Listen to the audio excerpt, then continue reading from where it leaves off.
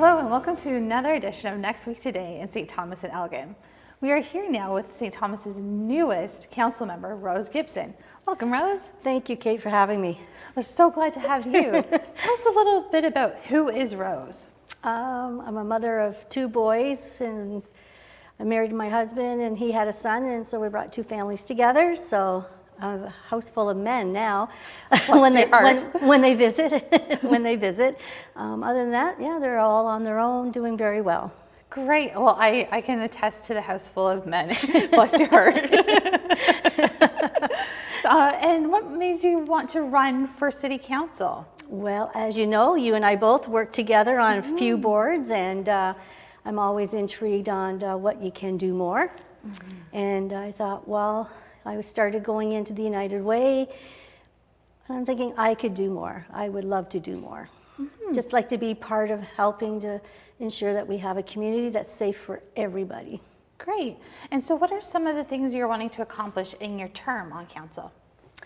Well, the absolute one is actually home for everyone. I mean, it's not a right, it's a need, and everyone should have a home to go to where they feel safe and warm, and because that's the stabilization for a good lifestyle, right? You know, no matter what your income is, you know, you could be a paycheck away from losing that, and let's hope we don't have that problem coming anytime soon. Well, that's it, right? If you have a home, you can do so much if you know you have a safe place to go to at the end of the day. Exactly. I mean, even to be as simple as baking something, and you know, if people get the word out that you can bake, and a few dollars here and there. I know the health unit won't appreciate people doing that, but you know, if you're doing it with family and friends, and they're willing to give you a few dollars for it, why not? Entrepreneurship, so it's an easy way of starting it. Maybe you can go further in life, go to Fanshawe, get courses.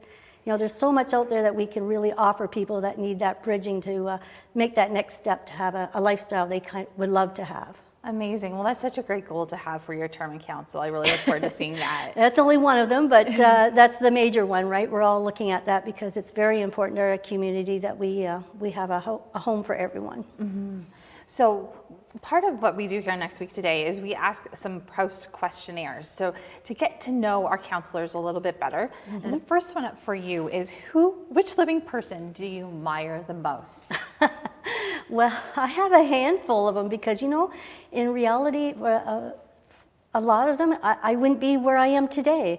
I don't think I would have the, you know, the power of education. I can remember, if I'm not mistaken, it was Ann Kenny. Yeah, lovely lady, right? She said, Rose, she says, you know, when I was with her with United Way, she says, Rose, you know, education. And she knew I didn't have my grade 12, and she said, education, Rose. She says, if you can do anything, get your grade 12 and move forward.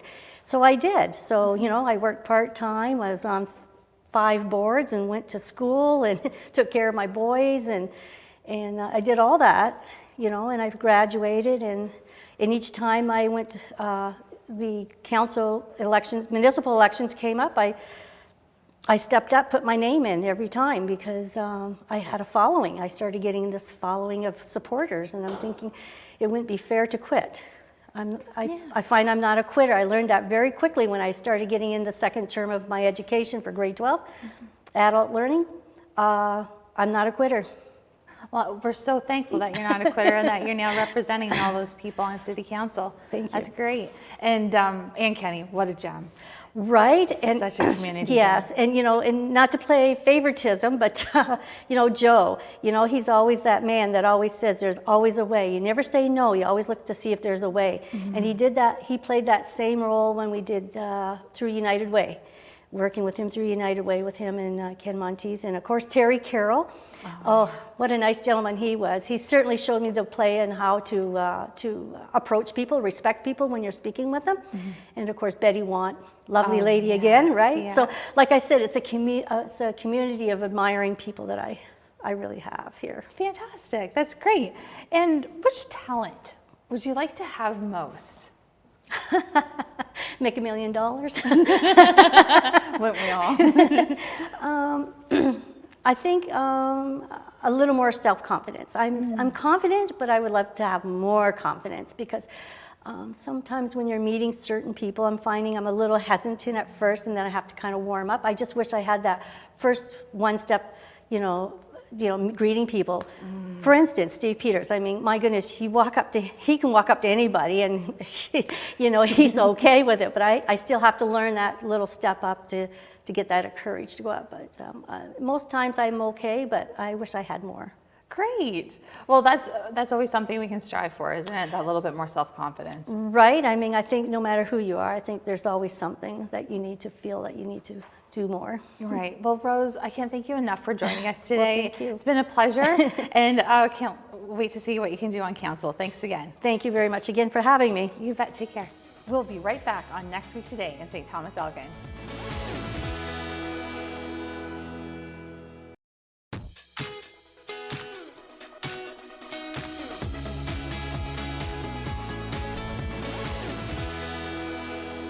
Well, if you are into collectibles, all things collectible, whether it's cards or toys, Fan of the Sport is the place for you. And joining us now is Marty Hancock, the owner of Fan of the Sport. Welcome to the show, Marty. Thanks for having me. You bet. So tell us a little bit about how you got Fan of the Sport started. Well, and I used to work for an automotive factory here in town. In 2008, the big auto crash. So I got laid off for the first time in my life. So I was trying to think of other things I wanted to do for a career. And I always had a passion for sports cards, collecting, and I always wanted to own my own business. So I thought, it's a good opportunity to do that. So I decided to open it up, and then I got the call back from my auto factory and went back there. So I was doing midnights there and then days at the store for a few months, and then decided to put both feet into the business and never looked back. That's incredible. So where are you located now? So we're now currently in Elgin Center Mall. We're about in the middle of the mall, and yeah, we're excited to be at the mall. Great. You get a lot of foot traffic there, I bet, eh? It's so good. We're very happy with the move, and now with the mini golf there and the hotel coming, it's just going to be great for us, especially with all the kids' hockey teams, baseball teams staying at the hotel.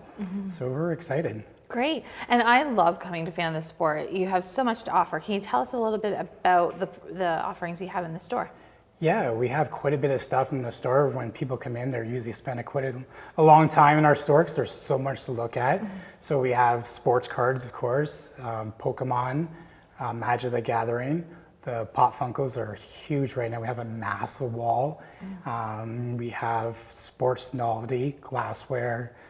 We have board games and all kinds of other miniature games and stuff like that for everybody. Great. So Pop Funko, that's these guys right here. Tell us a little bit about them. Yeah, they make them for everything. We have Ben Kenobi here. So they do Star Wars, they do anything you can think of. Pop Funko has probably done it. And they do sports as well and everything like that. So they're very collectible. And I said I would never do it, and I have like 50 of my collection now. And so people are collecting them and just to commemorate different things along the way. Yeah, for myself, it's brought back a lot of my childhood, G.I. Joe, Star Wars, Teenage Mutant Ninja Turtles, some sports characters or sports athletes like Mike Tyson and if Michael Jordan and stuff like that was iconic when I was growing up. Great. And what makes them collectible? Or do they increase in value as they age? Yeah, they can. Once they get vaulted, it means that they promise they'll never make another run of them. So whatever there's out there in the world, that's it. So that brings up the value because we know they're never going to be any more made. And then we see some of them get up into the hundreds and into the thousands. Pop Funkos, yeah, for one little figure. That's amazing. So well worth their value. Yes, absolutely. Definitely. Yeah. And moving on to the cards, you have a whole selection of cards, but you also have events around the cards. Yeah, so the weekends are a happening place at our place. So if you've never been, come in on the weekend and check things out. Friday night we have Magic the Gathering, and that's at 6 o'clock in the evening. And on Saturday we have Pokemon tournament at 10:30. And then in the afternoon we have another Magic the Gathering tournament. And then on Sunday we have another Magic Gathering tournament, a different format, but that's at 12:30 as well. And we do host paint days, which are a lot of fun. We usually have a good crowd for that. We paint little miniatures and like that. And we have a little contest, but don't worry, everybody gets lots of good prizes. So it doesn't matter if you're not very good, just come out and enjoy a good paint day. And then once a month we have big Pokemon event, which we use the room down the hall, the community center down the hall. What it is part of the event is a tournament. The other one, part of it is kids learning how to play. So we teach them how to play, and we teach how to trade and make sure everybody is getting a fair trade. And then we give away lots of Pokemon swag. So it's a really good event. Even if just stop in and say hello, you get some free stuff and check it out. Well, and that's a huge part too, making sure fair trades, right? Because Correct. if you don't know what you're trading. Yes, you definitely, there's a lot of expensive Pokemon cards, so you want to make sure that you know what your cards are worth so you don't get taken advantage. Right, and so can you help people understand the value of their cards that they have too? Yeah, so on our website, fantasport.com, you can punch in your Pokemon card and it brings right up the price, so you can check it out what kind of price it is. It could be, you never know, it could be worth $100 or more. That's incredible. And so there are cards that have a lot of value. Yeah, we've seen from the original base set, the Charizard, the first edition, it's sold for $500,000. So there is quite a few expensive Pokemon cards. Wow, so yeah, you could retire. Exactly, right? That's unreal. So if people are looking to find those events and reach out and get some more information from you, how can they do that? Yeah, our website at fansport.com, and we have the bottom of our page, we have an event page, so you can check that out. Also, you can go on Facebook. We try to post all our events, or ask us if you have a question, just send us a message, or you can reach us by email at fantasport@hotmail.ca. Great. Well, thanks so much for your time today, Thanks Marty. for having me. I appreciate it. Yeah, I look forward to coming back out to the shop. Awesome. We'll be right back on Next Week Today in St. Thomas-Elgin.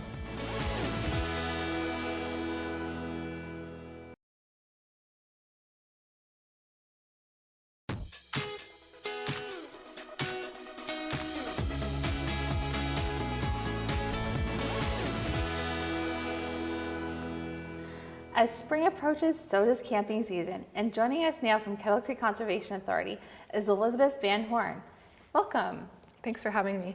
Tell us a little bit about the Kettle Creek Conservation Authority. Well, it's so great to be here and looking forward to better weather and greener spaces. So the Conservation Authority has a lot of great staycations really for the locals. We have two campgrounds, both Dalewood and Lake Whitaker. Dalewood's right outside of St. Thomas, and Lake Whitaker is just further north around Belmont area.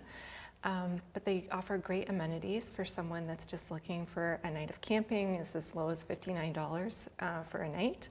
But we also have seasonal camping, weekly camping. So it's just great to be able to go into those green spaces, and you also have access to some great amenities like outdoor swimming pools, and each area has their own hiking trail as well. So yeah, we're just excited to be looking forward to better weather. No kidding. And when does the season open to start registering for camping? Sure. So we've already started online reservations for the season. Those open March 1st, and you can go through our website to access the reservation website. And the camping season starts May 1st and runs right through to September 30th. Fantastic. And do you offer tent and RV or campers? Yeah, it's tent camping is available, RV camping is available. We have a number of seasonal campers, so they love camping so much in our area so much, they stay right from May 1st to September 30th. Great. And fishing, are there lots of other outdoor activities that people can do in there? Yeah, I think over the past 3 years with the pandemic, we had lots of people interested in accessing those green spaces. So we've worked really hard to open more of them up for the public. So Dalewood Conservation Area, there's a great day use area there that the public can come in and access for as little as $10 a day. There's also a day use area accessible right from the hiking trail, which is free and open for anyone to use. And we've opened that area up so that there's a canoe and kayak launch there as well. And that's the start of the Evans Sisters Water Trail, which is it's a 2.8 kilometer trail that you can access from the water. And it's a unique perspective of the Dalewood Reservoir you might not have seen before, and you can meander all the way up through Kettle Creek. So people who've taken the trail have mentioned the osprey, the bald eagles that they see. It's just a great way to look at the watershed from a new perspective. And you can rent canoe and kayaks from the authority for as little as $16 an hour, $40 for a half day. And those are available both at Dalewood as well as at Lake Whitaker. Amazing. And I heard as well that you might have opened up a new facility out Southold Way. That's right. We have our new conservation area. It's the first conservation area our authority has in Southold Township. It's called Deer Ridge Conservation Area. It's a new 46-acre property that Ted and Dougie Gill donated to the authority last year. So we hope to have that open to the public sometime early spring, we're hoping, but it will have a fully accessible, it will have a trail there as well that people can access and enjoy as well. Great. And what are some other things that the Conservation Authority does outside of access for the public? Sure. So we're best known probably for our recreational facilities locally, but we're also involved in tree planting. So the authority plants 50,000 trees a year, and that's something that the general public can get involved in as well. They can talk to our stewardship staff, and they can help them determine what trees might be appropriate for their property. And we look for funding sources to make those trees as accessible as possible as well. Great. And I know there's a sign I've seen on Highway that talks about the 1 millionth tree. That's right. So we planted the 1 millionth tree, I think it was back in 2013, and it's located at the Dan Patterson Conservation Area. Again, one of our day use facilities that's open and free to the public. So if you get a chance, it's just off of Highbury, you can go see it. It's a tulip tree, and it's marked with a stone commemorating that 1 millionth tree that we planted in the watershed. Amazing. And now how can people find out more about the hiking and all the day use facilities as well as the camping facilities? So we have a great website that describes all of that, as well as can tune into our social media accounts on Facebook and Twitter as well. Great. And are there volunteer opportunities, as you mentioned, with the tree planting? Sure, we welcome volunteers. We have an environmental youth corps, so high school students that are looking for some volunteer hours, that's a great way to get out and help us with tree planting, cleanups, and invasive species control management. They just want to check out our website, the information is there, or they can call 519-631-1270. Great. Well, thanks so much for your time today, Elizabeth. Really appreciate it. It was nice talking to you. Great. We'll be right back on Next Week Today in St. Thomas-Elgin.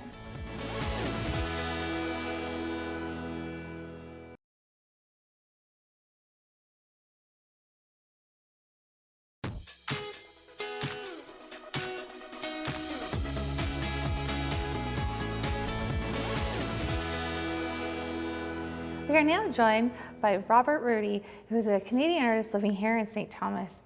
Welcome to the show, Robert. Thank you. Tell us a little bit about your artwork. Well, currently I've switched directions, although I had taken that direction many years ago, and I'm engaged in making what's called assemblage art. So assemblage art is comprised of anything, basically anything. It's found objects, it's purchased objects. It's three-dimensional, mostly. It's like collage, only with three-dimensional. So I'm currently working on a piece called The Mechanics of Meaning that revolves largely, and every single piece to varying degrees, revolves around acquired brain injuries. I fell off the roof of the house a couple of decades ago and took a long time to recover from that, and met a lot of people since who have also had acquired brain injuries. Some people call them traumatic brain injuries, which is different from a concussion. So I decided that I would take all my experiences, wading through living with an ABI, and was in the program at Parkwood Hospital in London, the Brain X90 program. I was with the Dale Brain Injury Clinic, Thames Valley Family Services. I have a great family doctor who pointed me in the right direction finally, and so I went through a lot. No sense of taste or smell, that's gone completely. 6 months worth of post-accident memory loss, plus all kinds of things that happened in the interim. So I decided to take my experiences and It's called ABIs are called the invisible disease because you can't see them. You know, people aren't wearing a cast on their brain. They're not wearing a sandwich board saying I have an ABI. So I decided to visually showcase my experiences with an ABI in hopes that it would create some awareness. And each piece, I hope, has enough artistic integrity that they stand on their own without being overpowered by the information regarding ABIs. But collectively, I think they all have something quite interesting to say, and hopefully will create some awareness. You know, I've been in contact with CBC and the London Brain Injury Association, Toronto Brain Injury Association. And I've been getting lots of support, lots of great feedback on everything that I've done so far. So, yeah. Great. And what's the process behind your work, behind assembling a piece? First, I have to decide on the narrative, you know, and I think that's what separates good art from great art is I think you have to have a narrative to start off with. So I had my narrative, but then I had to dissect it and come up with different pieces that spoke about different parts of, like I'm working on one piece right now that deals with senses. You know, you've got, you know, sense of sight and sound and smell and taste and touch. Well, I'm missing 2 of those. So it's dealing with the other 3, and it's called 3 out of 5 ain't bad. I love it. So one is called Departures, and it deals with people leaving your life. You can't explain, you know, it's been said, and I believe that it's true, that trying to explain an ABI to people is like nailing Jell-O to a tree. You can't do it. You just can't do it. And I got off lucky. Some of the people that I was in the program with at Parkwood Hospital were just, I mean, it was just sad, really sad. So I got off lucky compared to many people. But so there's another piece that deals with one piece called Exposed. Very often people with ABIs feel exposed, even though they may not be. You might very well yourself know of somebody that's got an ABI or meet somebody just through passing that's got an ABI, and you wouldn't know. That's what's called the invisible disease. And a lot of people don't reach out for help because of pride, because of ego. They think that they can manage this thing on their own. They often know that they have a different sense of reality, a different, you know, they've reached a new sense of normal, but they often don't accept it because of pride or ego and make sacrifices. People around them make sacrifices. Right. Fantastic. Yeah. Well, we can't thank you enough for Thank joining you. us today, and Thank you. really look forward to having your art as our backdrop in April. Thanks very much. Great, thank you. Nice meeting you. That's our show for next week today in St. Thomas-Elgin, and we look forward to seeing you next time. Take care.